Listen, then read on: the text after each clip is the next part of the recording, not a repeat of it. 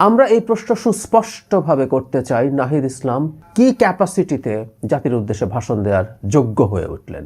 জাতীয় নাগরিক পার্টি এনসিপির আহ্বায়ক নাহিদ ইসলাম জাতির উদ্দেশ্যে ভাষণ দেবেন কোন যোগ্যতায়, সেই প্রশ্ন তুলেছেন রাজনৈতিক বিশ্লেষক ডাক্তার জাহেদুর রহমান।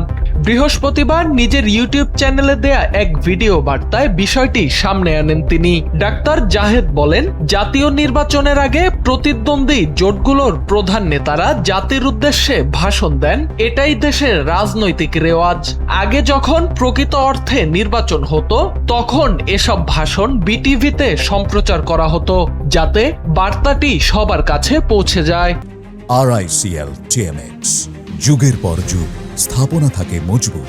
তিনি জানান, এরই মধ্যে জানা গেছে বিএনপির চেয়ারম্যান তারেক রহমান এবং জামায়াতে ইসলামের আমির ডাক্তার শফিকুর রহমান 9 তারিখ জাতির উদ্দেশ্যে ভাষণ দেবেন। ডাক্তার জাহেদের ভাষ্য অনুযায়ী নাহিদ ইসলামও ভাষণ দিতে চান, তবে এখনো তার স্লট চূড়ান্ত হয়নি। এনসিপির পক্ষ থেকে জানানো হয়েছে তাকে ভাষণ দিতে দেয়া হবে।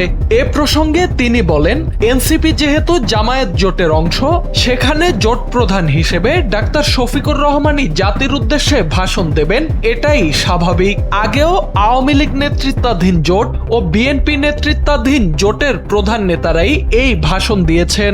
এখনো সেই ধারাবাহিকতায় তারেক রহমান ও ডাক্তার শফিকুর রহমানের ভাষণ দেওয়ার কথা।